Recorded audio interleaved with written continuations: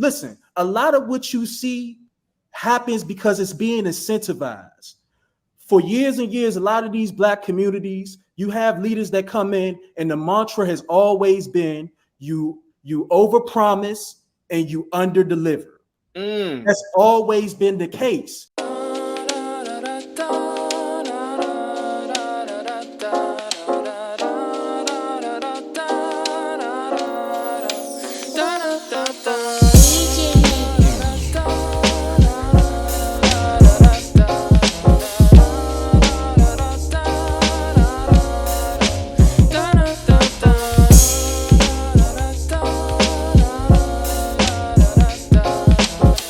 Okay. I'm going to give Gilded a chance to be up here by himself, and then I'm going to get to the panel. If anybody else wants to come up, please come up with the next 5 minutes so I can get you by yourself. If not, I'm just going to do a panel afterwards. Go ahead, Gilded. What do you think about Bukele? What do you think about his policies, and can his policies be implemented into black culture? Go ahead, sir. See, the thing is I don't think anything that he does will work in America for the black community. Because so here's the thing.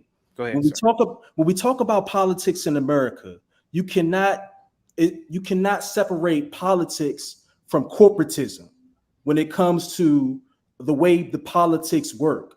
Yeah. So what would likely happen is he would get into office, and as soon as he starts to make any headway in the black community, now comes the corporatism.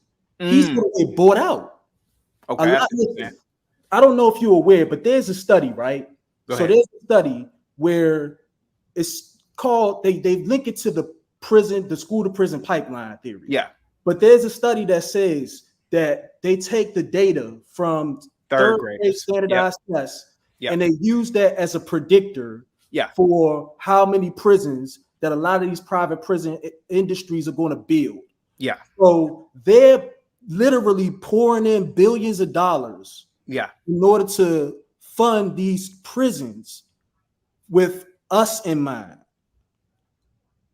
When they invest these billions of dollars, they're not going to allow a politician to come in and clean up the community. No, listen, a lot of what you see happens because it's being incentivized.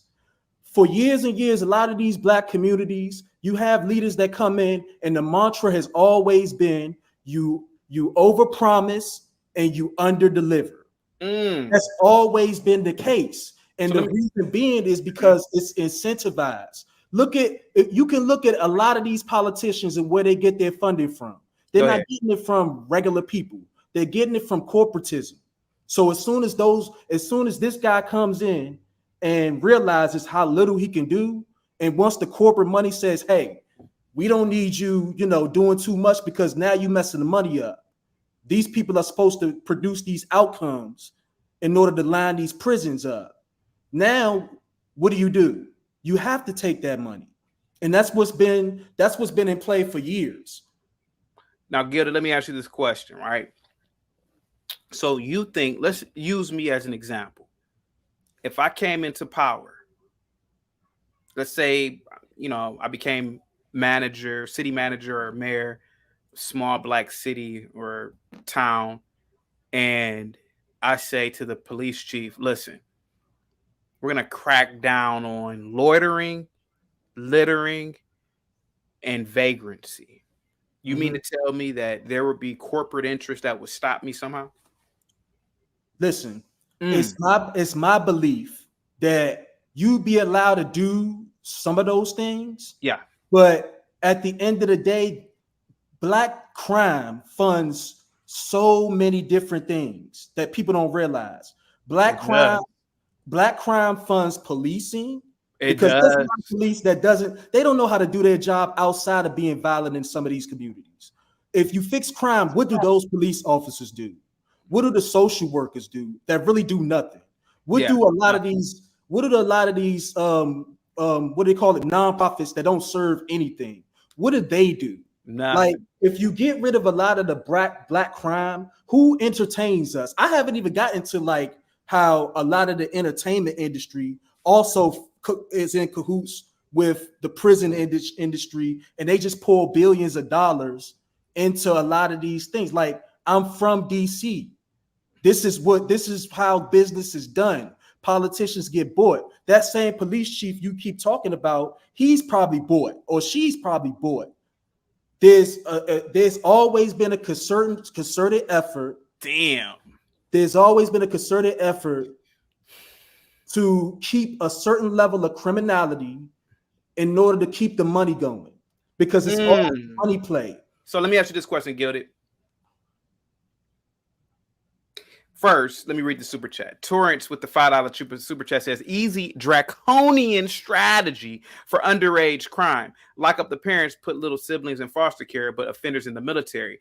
Thank you so much, Charles, again, for the super chat. $2 super chat says, put some respect on social work, my guy. And I agree.